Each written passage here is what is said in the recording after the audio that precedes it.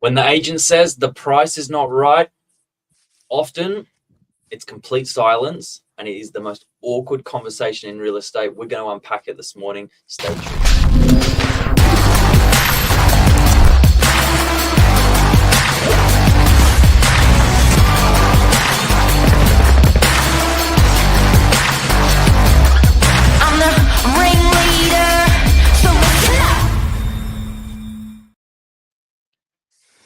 Good morning. Wowsy. Good morning. How are we?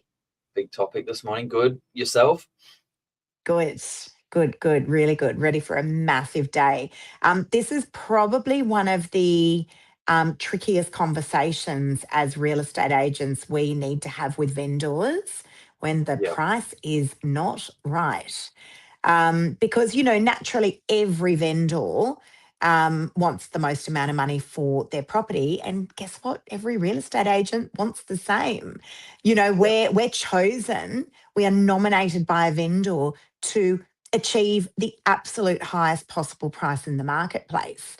But here's the reality, Billy. When a property isn't selling, everyone starts blaming everything else. The photos, the marketing, it's the bullet points, it's the weather, it's the time of the open home, it's the interest rates.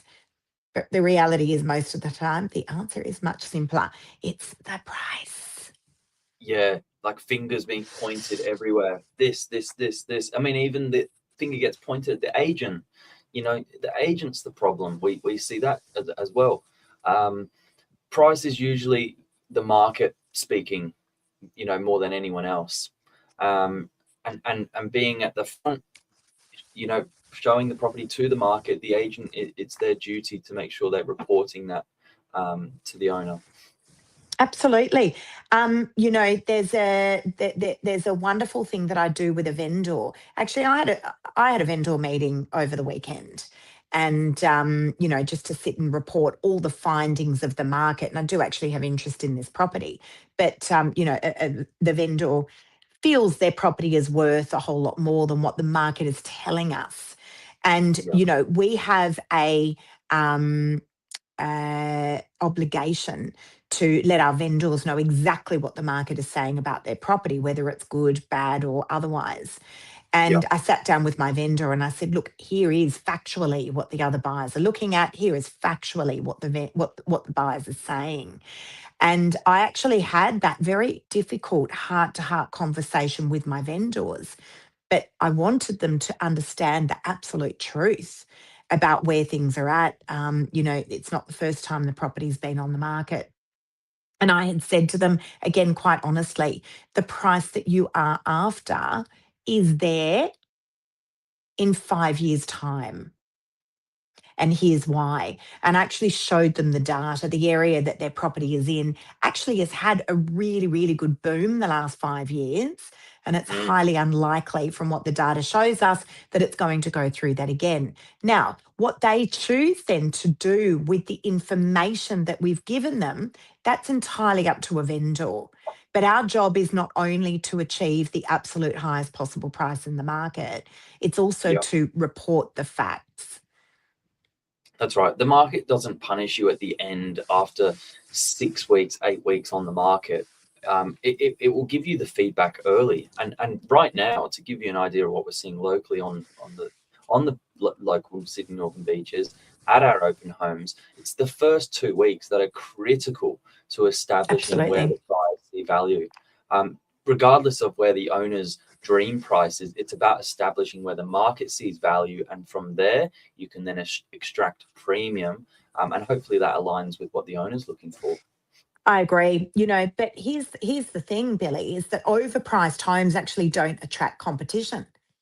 That's right. So that's the real that is the real problem with overpricing. So how many times have we signed up a listing and a vendor said, we're not going to guide then, don't get me wrong, there's no underquoting here, but the guide is a critical part of a campaign because naturally buyers are going to add on 10% before they've even walked through the front door. And if a vendor's saying, I want $5 million, guiding at 5.5 million is not going to get them to where they need to get to.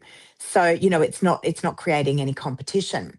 But when the price is right, the buyers will compete. And when the price is wrong, the buyers would disappear. Yeah, Right. But correct. doesn't that silence just tell the story? Again, I had brought on a listing. It had been on the market with a couple of other agents, and my vendors were saying, we're not selling unless we get this price. And I said, let's not even focus on that right at this moment, because we've had 2 open homes and no one coming through the door.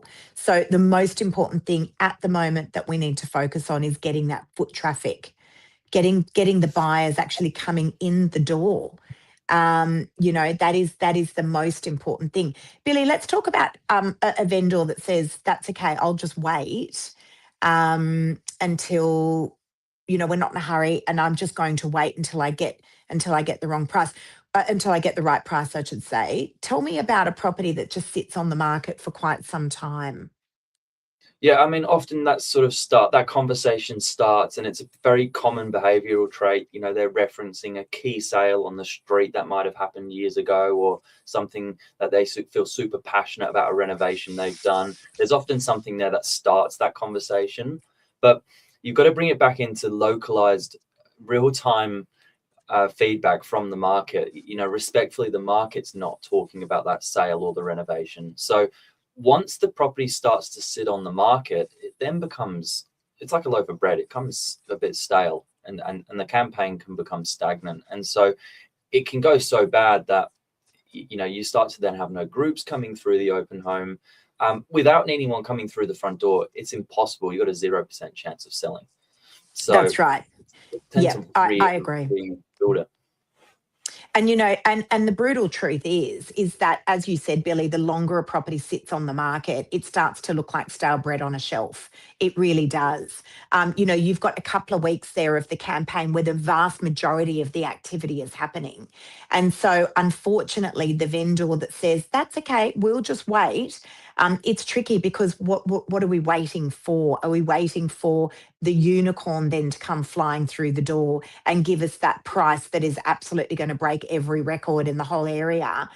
That is Yeah. highly, highly unlikely. The market is brutally honest, and it is super important that as real estate agents and vendors must take on board what the market is saying, because we are not going in and out of every single property. Again, I've got a wonderful property on the market at the moment.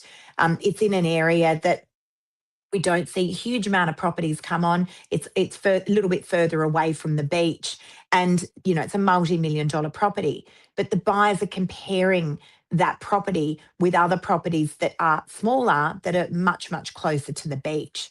We must take on board what the market is saying, and whether a buyer wants to purchase that property or not, they will very happily give you the feedback as to where they feel that property sits in the marketplace.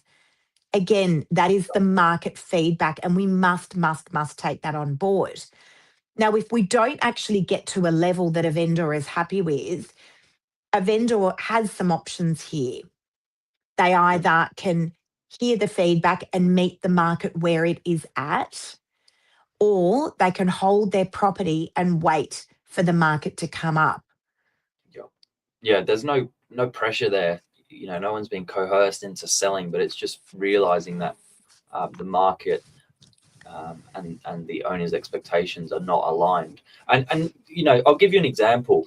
If we're in a if we're in a 10% variance on price, that's equivalent to say like a price guide and where the owner's expectations are at the end of the campaign. Within a 5% variance, as an agent, we call that the selling range. That's possible. We can pull deals together at that level. Market either needs to shift a couple of percent, or we get the buyer to shift a couple of percent, and we're almost there. But more than 10%, from our experience over hundreds of transactions, your chance of selling when there's more than a 10% variance is slim. I'll be honest. Yeah, agreed. And here's the thing, and please consider this if you're a vendor and you're watching this and you're going, I'm hearing all of this because I've been on the market for quite some time, and my agent has been telling me that we've got this, this big 10% variance or more.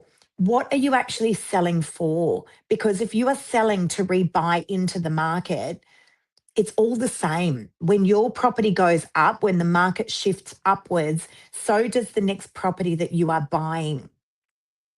So it is all the same. It's very important. And as real estate agents, ask your vendors, what are you looking to do? Why are you selling? And if it is just to rebuy back into the market, you know, you need to, that you want to be buying and selling in the same market. That is the ideal situation. And again, it's all the same, because if you're waiting for your property to shift upwards 10%, it's very likely that the next property that you are buying is also shifting upwards by 10% as well. But here's the reality that most people do not realise. The market does not reward waiting. The market rewards correct pricing. I think that's closing comments. I've got nothing more to add there. That's it. That was the king here. You know, but that's the truth. So, you know, let's just go right back to what we were saying at the beginning of the show here, Billy. It's very unlikely it's the marketing. It's very unlikely it's your bullet points. It's very unlikely it is your photos, although we do look at price, product, promotion. You know, it's very likely that it is the price. Yeah, and in a digital era, you know, when land owners and sellers have not been on the market for 20 years, it's different now, guys. Like the digital world, you're exposed, your property can be exposed to millions of eyeballs literally within hours. So it's not like putting the signboard up and waiting for a week and then putting it in the ad, you know, newspaper a week later. It's, you know, those days are gone. That's why you need to get the local insight. Absolutely. And also, just to finish off, Billy, always make sure as an agent you are constantly updating your vendor with what has come onto the market that is comparable, that competes, and what has sold that competes. And it doesn't always have to be in that particular suburb. You know, Correct. It could be, these days, data is so great. Like, we can draw down on what are the buyers that are also looking at your property. What else are they actually looking at? We can see that data now. Make sure you're reporting that to your vendors. They are the facts. They are the facts. And often I will sit with my vendor. I love sitting with my vendors and going through things. And I will show them, this is a property that's sold in the next suburb to yours. Here's all the details about that property. Do you feel this property is better or worse than your property? That's a really important exercise to go through. There's nothing better than feeling like you're an informed consumer. You know what's a good deal. You know, it's like going to the shops. You know what's a good deal because you're educated. And that's the agent's job. You know, that's the agent's job. I agree. And, you know, look, there are plenty of great agents out there. Of course, we are chosen by vendors to get the absolute best price out of the market. And very often we do, but we're not magicians. We're not magicians, you know, and sometimes there is this big disparity there. So there you go, guys. Hopefully that has helped help people out there. That is a really, really big topic, price. It's probably the biggest conversation we have all day, every day with buyers and sellers. Hopefully that info has helped everyone. There you go. Thanks so much for tuning in. Thanks, Billy. See you guys.